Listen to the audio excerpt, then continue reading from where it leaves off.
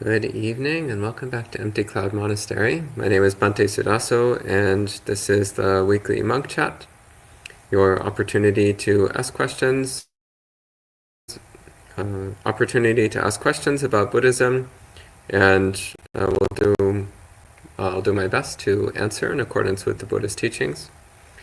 So feel free to type in questions at any time and I'll respond to them as I see them. So we'll start with homage to the Buddha, and then I'll start going through the questions. Namo tassa bhagavato arahato samma sambuddhassa. Namo tassa bhagavato arahato samma sambuddhassa. Namo tassa bhagavato arahato samma sambuddhassa. Buddhang dhammang sanghang namasami. And hello to the people who are checking in online. Hello to Richard, Tiantong, Suzanne, Victoria, Rick, Lydia, Joseph, Yong, Karuna, Olga, Kumu, and Maria. Welcome to all of you. And we have some questions here. So Richard says, on right speech, the suttas say, when not asked, one says good of others and bad of oneself. And when asked, one says little bad of others and good of oneself. Can you elaborate? Yes. So this is referring to the tendency that we normally have. Normally the tendency that we have, at least for people who are prone to arrogance and self-centeredness, the tendency will be to praise themselves, talk about how great they are, and to criticize others and put others down. So for such people, the recommendation the Buddha makes is to train yourself in the other way, to look for the good traits in others, to praise and speak well of others, and then for yourself, instead of constantly telling other people about your own greatness, instead be open about your own faults. Be open about revealing your own shortcomings and weaknesses. And that will tend to counteract the unwholesome tendency towards arrogance and conceitedness. And it says, when asked to say little bad of others and little good of oneself, it's the same thing. So even when other people want you to say bad things about others, even then one is reluctant to. One doesn't want to unnecessarily spread gossip or nasty rumors about other people. One doesn't want to cultivate aversion within oneself. So then one doesn't say much bad about others unless there's a really good reason to. Similarly, even when others are pressing you to explain your good qualities to them, if one is cultivating humility, training oneself in overcoming the tendency towards conceit, then one will downplay one's own positive traits. Instead of bragging about them, you might say a little bit, but it's not really necessary to constantly put yourself on a pedestal. That said, for somebody who already has a strong tendency towards self-denigration, this kind of practice may not be particularly useful for them. For somebody who already has a strong conceit of inferiority, who has a problem with low self-esteem, low sense of self-worth, on the other hand, the recommendation instead is to focus on your own good qualities. Cultivate a strong, clear awareness of your own good qualities. So if one has the problem of a conceit of inferiority, then that needs to be addressed by cultivating an awareness of one's wholesome traits, clear awareness of one's praiseworthy spiritual qualities. And Richard also asks, he says, I want to join a Catholic teenagers group. Is it okay if I present myself as a Buddhist who believes in God, defining God as harmony, peace, and love? Well, I mean, you can take any word and define it however you want. So whether the Catholic teenagers in that group will accept that as a valid reason for joining their group is up to them. I don't know. But it is getting into a little bit of rocky territory when it's we take words from other people's religions and then we redefine them to match our religion. Like it's something I find quite worrisome when people do that to Buddhism, for example. When people take terminology from Buddhism and then completely rewrite it to fit their own worldview or their own religion. It's like, well, then it's not a Buddhist concept anymore. It's a concept from their own religion or their own worldview. They've just put a Buddhist word on it. Actually, this happens a lot these days with mindfulness. People will do random things which have nothing to do with Buddhism, and then they'll call it mindfulness. And it's like, well, not really. It's not really what we mean by that word. So I would recommend caution in taking words from other people's religions and then redefining them to make them fit your own Buddhist views. I recommend just being honest and straightforward about what your religious views are and why you're interested in joining their group. And I think starting with that basis of clear, open honesty actually is a much better way to start things, even if it means they might reject your application.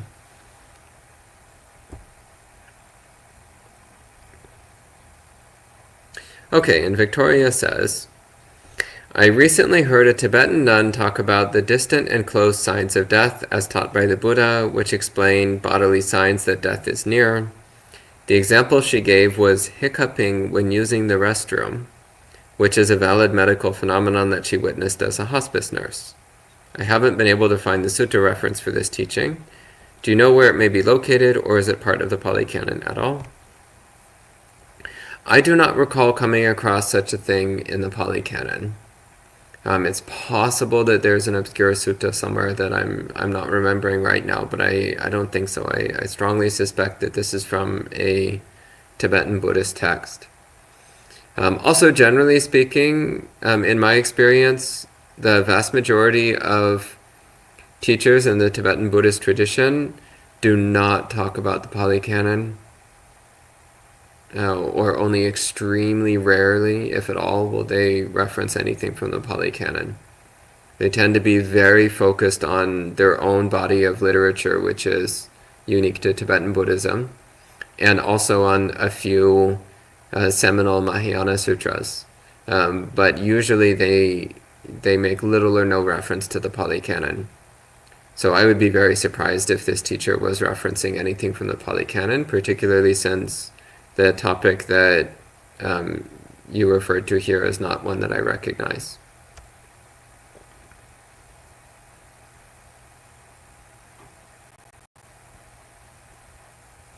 Okay, so Joseph says, still fascinated by Samyutta Nikaya 14.12. Could you clarify how to identify the difference between ill will and harmfulness?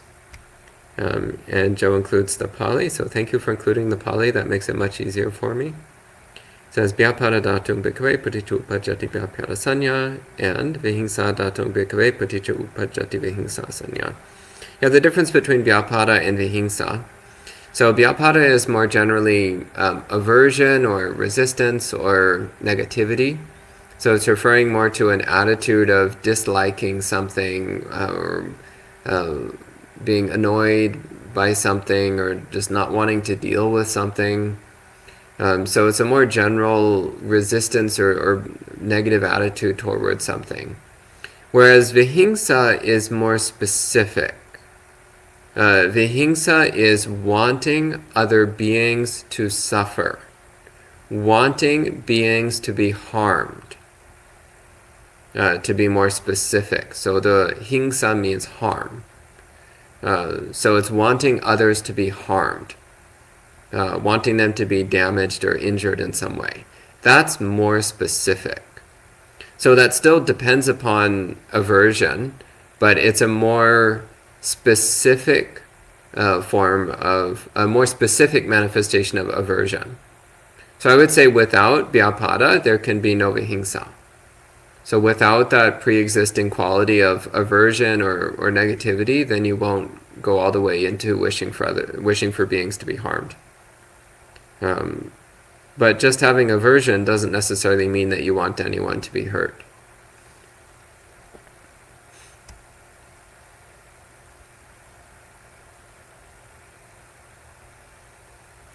And Joe says, what are some concrete examples in your experience where something is cruelty but not ill will and vice versa? So I would actually say that when there is cruelty, then there is ill will. Cruelty, so vihingsa,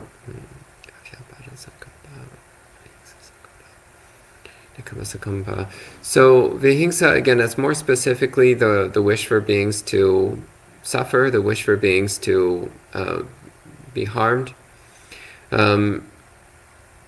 Whereas aversion, like, you may just not like someone and you just don't want to see them and you don't want to talk to them and you don't want to interact with them. But that doesn't mean you want them to suffer. It's like, well, I really don't like them and it really annoys me just to hear the sound of their voice and see their face, and I'd really rather not. But you're perfectly fine with them being happy and healthy somewhere away from you. So that would be ill will, but not cruelty. There's no wish for another being to suffer or to be harmed.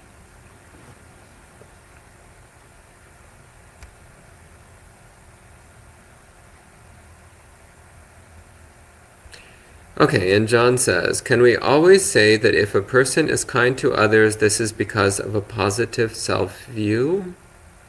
And cruelty would be the opposite, or could one have a negative self-image and still be kind? I don't personally think that there's any correlation.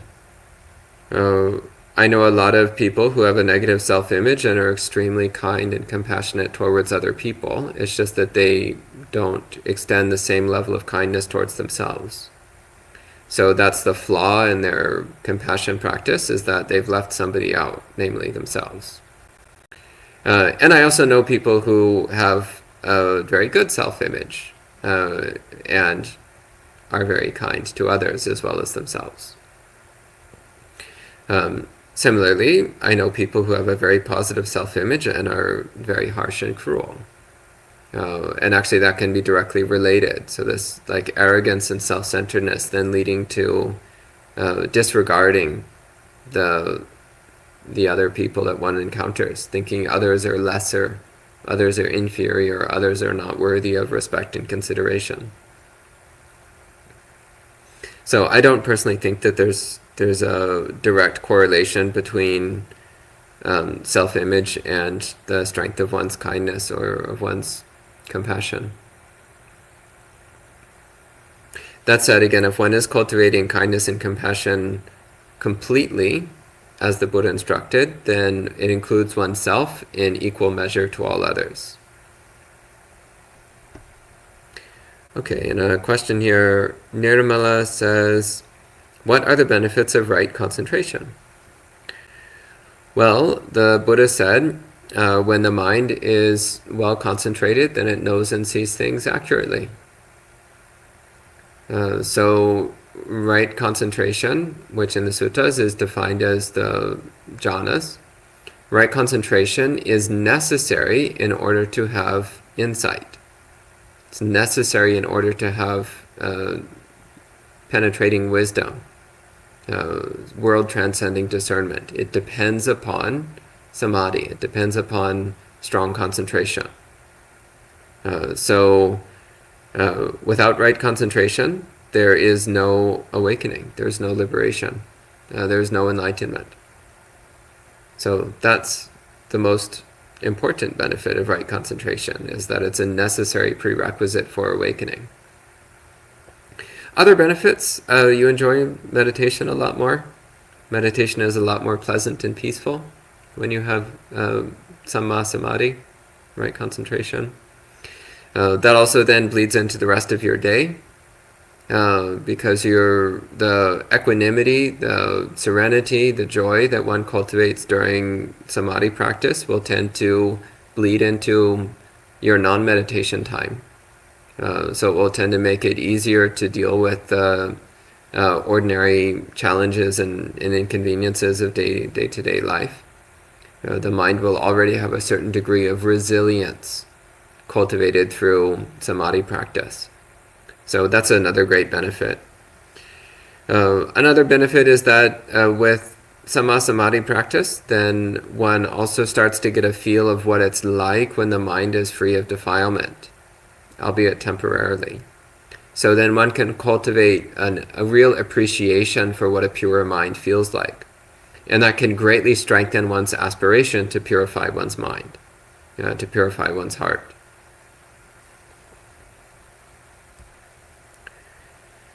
Joe says, my next question is, how are you? I'm okay. Yeah, I'm okay. He says, do you have enough requisites? Yes, I have enough. Thank you for asking. Yeah. John says, can we say that Vedana always accompanies any object of awareness, as in thoughts or physical objects? Or could there be a mental object without accompanying Vedana? How does Vedana operate in samadhi? So I'll answer the first question first, because the two questions are a bit different. Does Vedana always accompany any object of awareness, as in thoughts or physical objects? Yes. So the Buddha said there's three kinds of Vedana. So Sukha Vedana, pleasant feeling; Dukkha Vedana, painful feeling; and Adukkama Sukha Vedana. So neither painful nor pleasant feeling, or we can call that neutral feeling. So basically, if something is not pleasant, then it's either painful or neutral. If it's not painful, then it's either pleasant or neutral. And if it's not neutral, then it's either painful or pleasant. So it's always one of these three. So I would say yes, Vedana always accompanies any sensation, any sensory experience, which includes awareness of mental objects.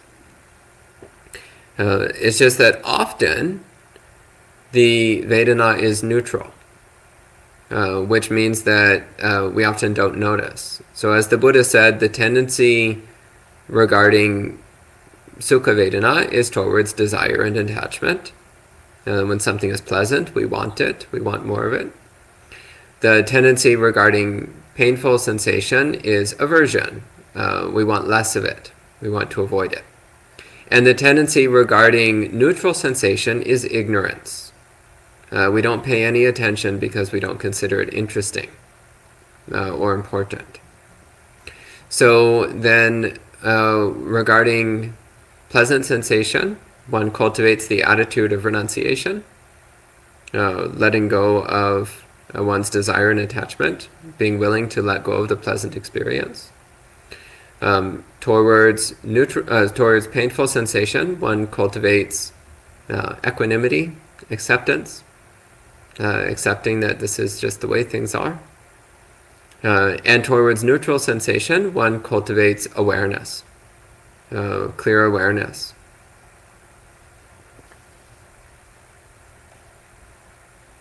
And towards all three, one cultivates the recognition of impermanence.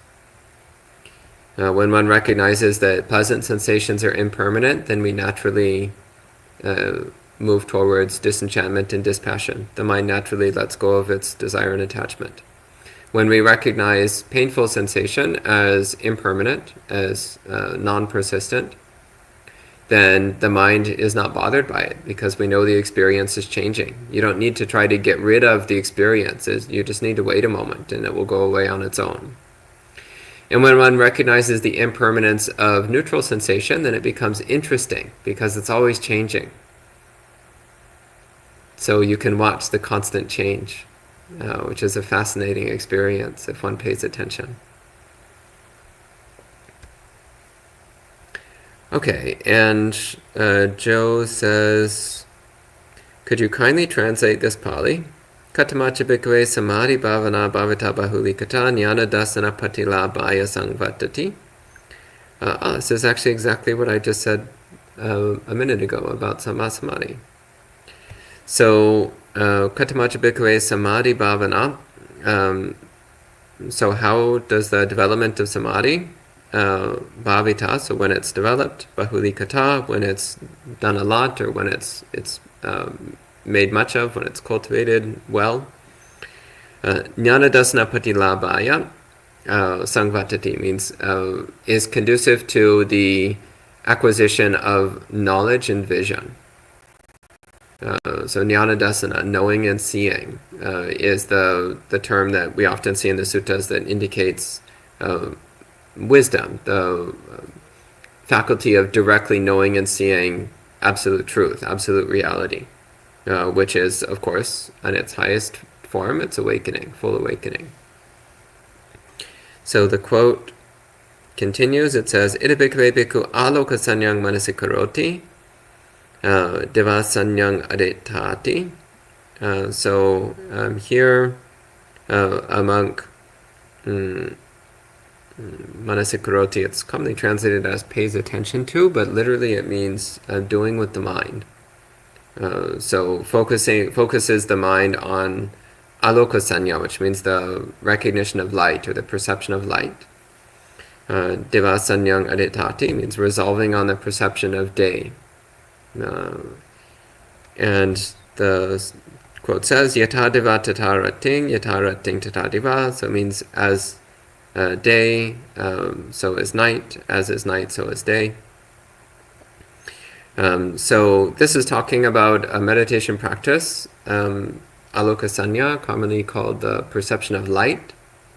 And there's different ways of doing this, but one way is to imagine or visualize a bright light. So like in midday when the sun is at its peak, and the whole visual field is awash in light. So bring up that same radiant light in the mind. Regardless of whether it's day or night, one cultivates this brightness in the mind. So visualizing this bright light filling the whole mind. And the main thing that the perception of light is recommended for is for drowsiness. In the suttas, it's recommended as one of the ways that one can overcome a dull and drowsy mind. And the quote from the sutta continues, Iti vivatena cetasa apariyonadena sapabasang chittang bhaveti. So this says, thus with an open and unconstricted mind, one cultivates a mind filled with light, a mind filled with radiance.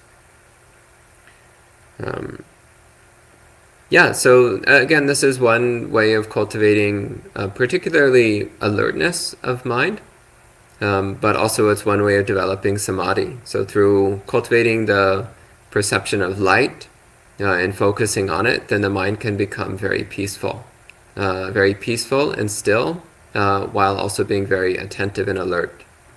So I should clarify, this is not a method that I personally have used much. Ayasoma has used it to some extent, so she has a bit of experience with this method. I personally don't really use it, so I'm not the best person to talk about it beyond what I've just said.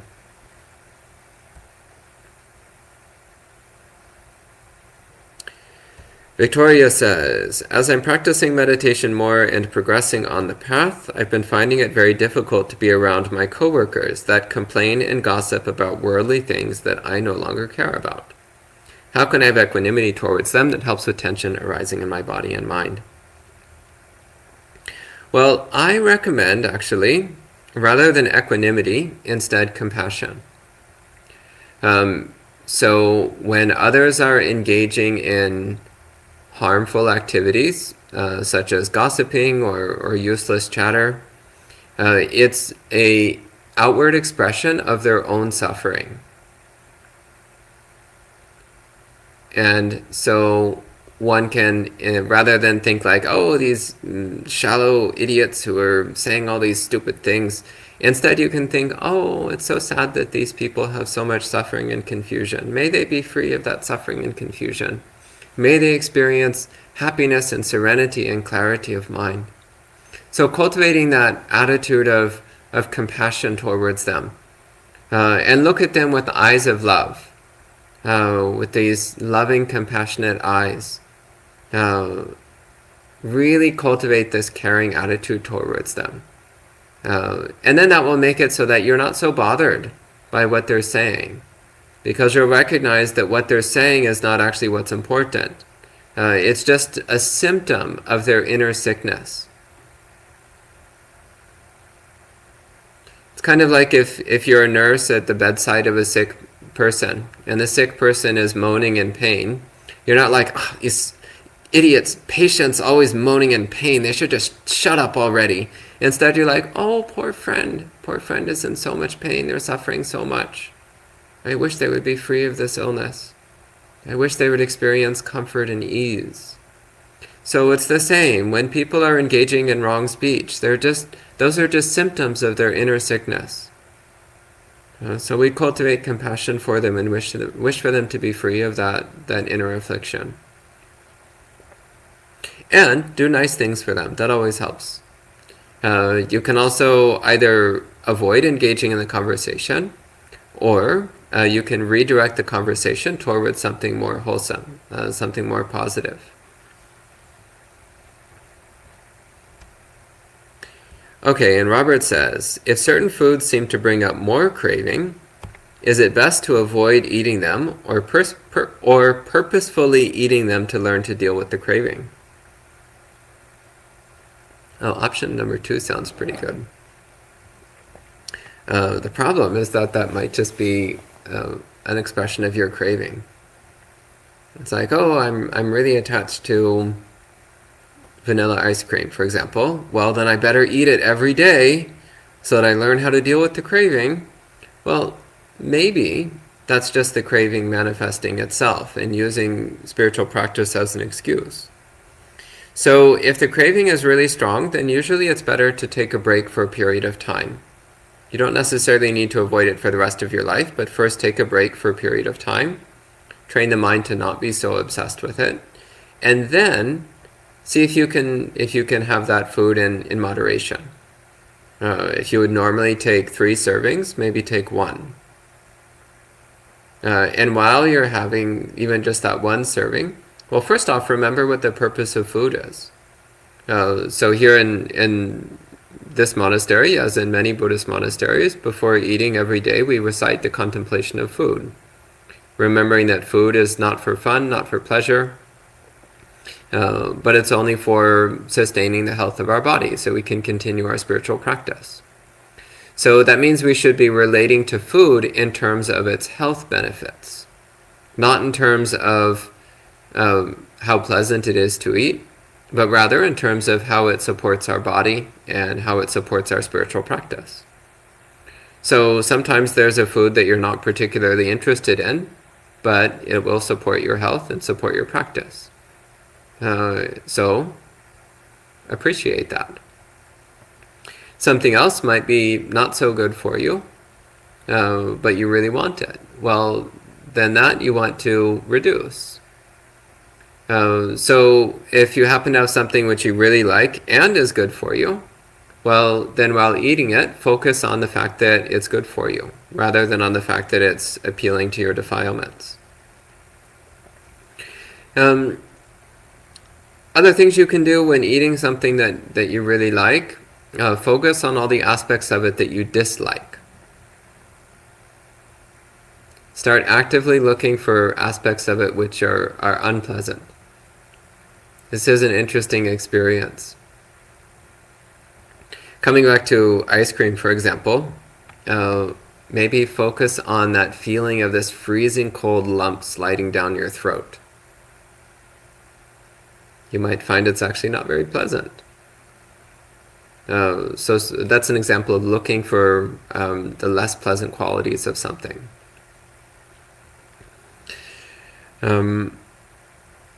Or cultivating equanimity. Just observing the sensation of eating, chewing, and swallowing, without fixating on the desire and attachment. Eat slowly and calmly and deliberately. And notice when that desire mind starts pressuring you to eat in a more frenzied or animalistic way. That's another thing you can do. Hmm. And when the desire and attachment arises, pay attention to how painful it is, how uncomfortable it is to have a mind full of craving. That will also help.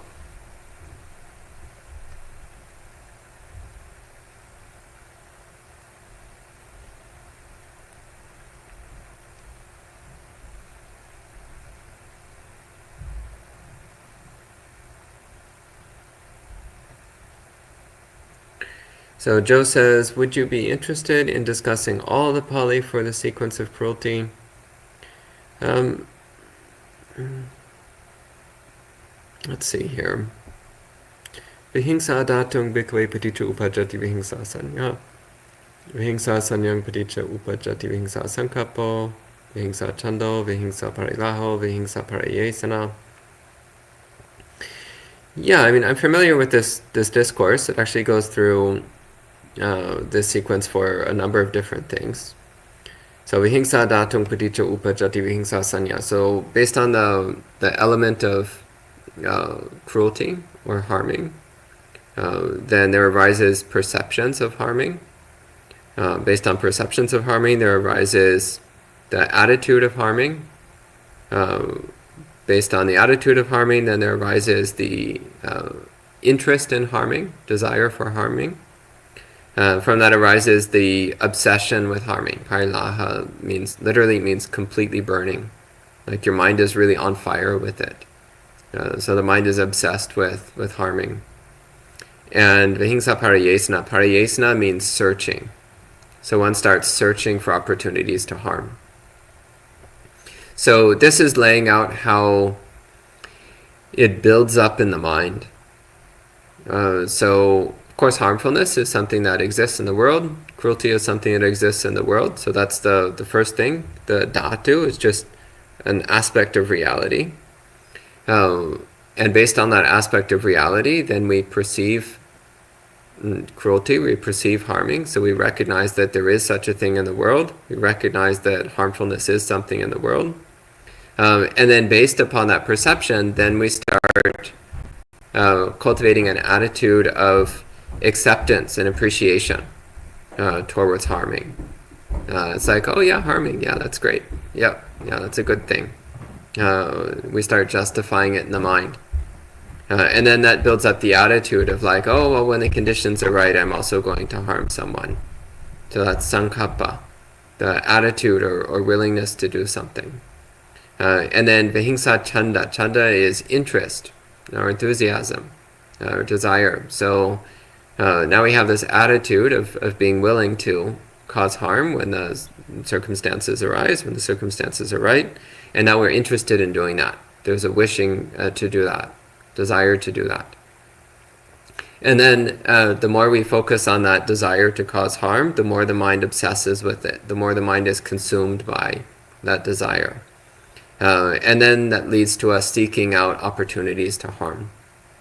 So this is pointing out how just starting from an acceptance of something unwholesome, then the mind can start building up a tendency towards the unwholesome until it eventually leads to us deliberately seeking out opportunities to do unwholesome things. So that's what that sequence is talking about.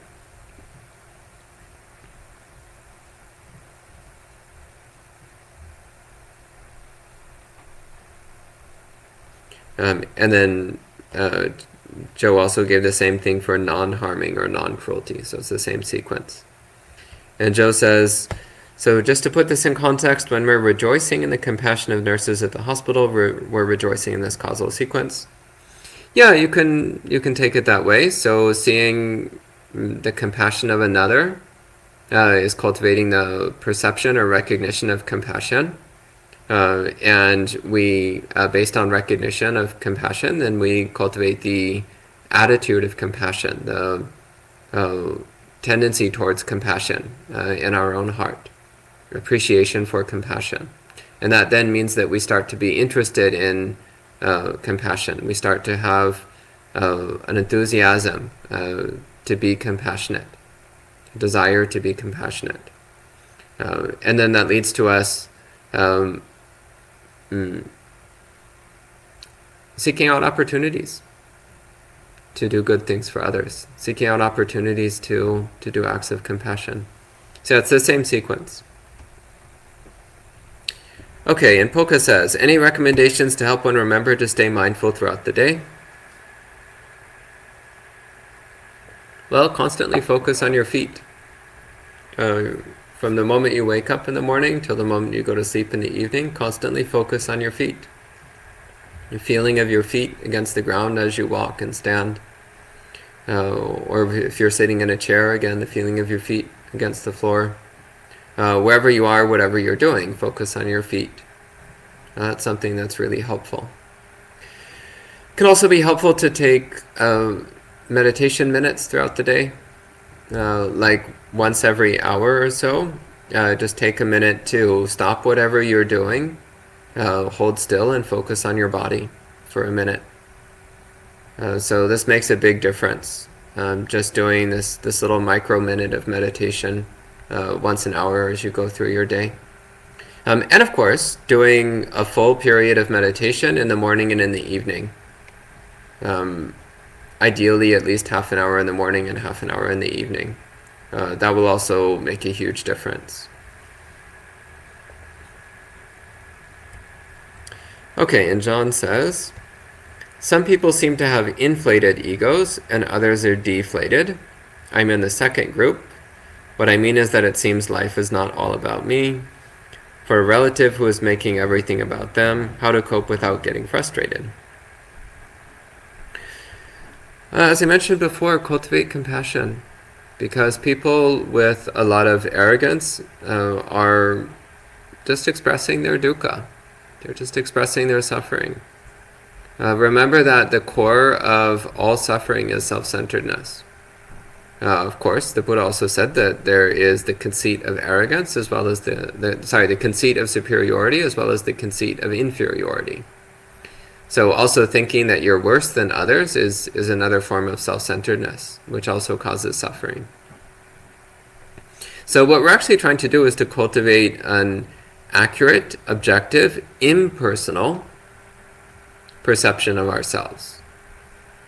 And what is it that we're perceiving? We're perceiving a list of temporary qualities. So you look at your own mind as though it was somebody else's mind, and you start listing the qualities present in that mind. Look to see what's praiseworthy in terms of Dhamma, and praise it. It's like, oh, I look at my own mind and I see generosity. Wonderful. How praiseworthy. How delightful. I see kindness. Oh, how wonderful. How praiseworthy. How delightful. So in that way, start listing your good qualities in terms of Dhamma and praising those qualities, appreciating those qualities. And make an effort to cultivate and maintain them and to magnify them. Similarly, if you look in your mind and you see some blameworthy qualities, some things which are contrary to the Dhamma, then we recognize, well, okay, that's not my true self. That's just a temporary stain in the mind which can be washed away. So we make an effort to wash it away, to cleanse the mind of that blemish, of that taint. And as for others, don't worry so much about others. Everybody needs to purify their own mind. And your ability to help your relative with their self-centeredness is pretty minimal. They need to decide to work on it themselves. So for you, just cultivate compassion towards them and hope that they'll eventually work it out on their own. And that's the last question. So if there's nothing else, we can move towards... Yes, you have a question? So something that has been lingering in my mind is as I'm experiencing also dispassion for the world. I notice that sometimes I look at it in an unskillful way, in the sense that you know, like in the sutta that says sensuality is like the lesser life. So then I'm obviously bringing this up because I think that maybe I'm going a little bit too extreme with it mentally, of just like, of how I perceive, like, you know, people who are, you know, enjoying sensual pleasures. But how, I guess, to look at it skillfully with that, like, you know, I don't want to put people down. So when you pet the cat and the cat is happy, how do you feel about that? And you're just happy that the cat's having a nice time, yeah? Yeah. Great. See everyone as cats. I'm really not kidding. It's just so much easier. If you expect other people to be wise, responsible, and sane, you will be endlessly disappointed. If you expect them to be like cats and dogs, realistically, that's where most humans are. So that's actually a pretty accurate assessment. Then you won't be so disappointed. There's actually a great quote. It's from an old comic strip called Calvin and Hobbes, which stopped running before you were born, so you may have never heard of it. It was popular when I was a kid. And there's a quote from it where at one point the main character said, "The secret to happiness is lowering your expectations until they're already met." Which is actually a remarkably Buddhist quote, despite coming from a completely non-Buddhist source, and actually the character who said it meant it in a cynical way. Whereas in a Buddhist context, it's actually perfectly correct. If we expect everyone to be wise, reasonable, kind, sane, responsible, and mature, we will suffer, because that's a very unrealistic expectation. If we expect everyone to be animalistic slaves of craving, we're not going to be disappointed, because realistically most people are.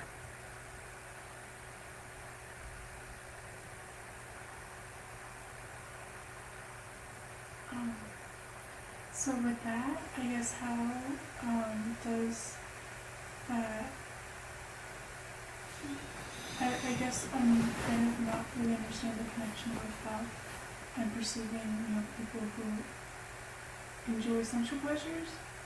You know, I mean, sometimes I do too, and not obviously, yeah. But, yeah, I'm unfortunately missing what you're saying. Just be happy they're having a nice time. Don't be judgmental about it. Like, they're just doing whatever they're doing. So, to some degree, we just accept that the world is the way it is. In fact, this is a critical element of Buddhist practice. Samsara is unfixable.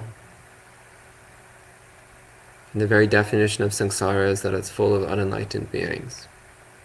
That will never change. It cannot change. So at some point we just accept, oh, that's just the way things are.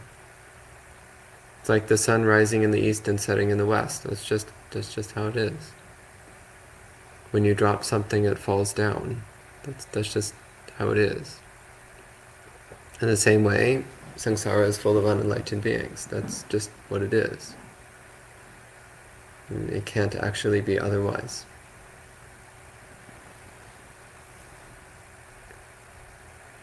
Yeah. I don't know if that's again. Yeah, because even another thing I want to bring up, if you're not interested. There's a couple questions online. So let me take these first. So AP says, can you give an update regarding the monastery in Italy? Well, it's a bunch of trees with a ruined building in the middle and a really nice cave. In other words, it's about the same as it was a few months ago, which means it's delightful if one is a renunciant monk, less delightful if one is not. So I think it's delightful personally. Yeah, not much has changed. Currently, a group of lay people are starting to organize some tree planting. So there's some areas that currently don't have many trees, so the plan is to plant a bunch of trees there. Though I'm not sure what the current status on that is, but hopefully that'll be starting early next year sometime. And Rick says, what is the role of hope when practicing during very painful times? It's recognizing that enlightenment is possible. And when I think of hope in Buddhism, this is what I think of. It's recognizing that enlightenment is possible, and we have the ability to create the conditions which will incline the mind towards enlightenment. Which means whatever kind of suffering we're experiencing now, it can come to an end, because enlightenment is possible, and enlightenment is the permanent elimination of suffering. So that would be what I think of when I think of hope. Rick says, I'm noticing that aversion instantly appears when people, animals, or things in life demand things of me. I have been so ill, in pain, and exhausted that being asked to do more provokes aversion. What are skillful ways to practice under these conditions? Again, compassion. Compassion for others. So again, it's their nature. They're expressing their nature. Their nature is greed, hatred, and delusion, just like all the other unenlightened beings in samsara. So they're expressing their nature. And it's up to you to decide whether or not to be bothered by that. When the leaves fall in autumn, we can choose whether or not to be bothered by that. When the flowers grow in the spring, we can choose whether or not to be bothered by that. When it's hot in the summer, we can choose whether or not to be bothered by that. Or we can just accept that this is nature and this is how nature works. It's exactly the same. When unenlightened beings express their greed, hatred, and delusion, well, we can choose whether or not to be bothered by that. They're just expressing their nature. It's like the sun shining during the day. It's like, well, that's kind of what it does. It'd be unrealistic to expect otherwise.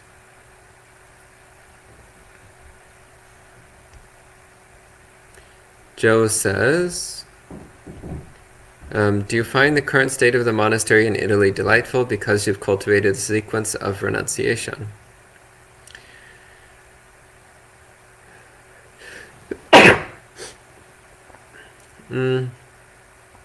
I haven't thought of it in that specific way. But yes, I mean, in appreciating and enjoying extreme simplicity requires that one have a mind of renunciation. Otherwise, it's not possible. Okay. You had another question? Yeah. So earlier today at tea time, when I expressed like my question from last week, and you had said, well, look at why there might be aversion, because that's profound, right? So actually, I kind of came to realize that the aversion was kind of coming from, I guess, how like Buddhism,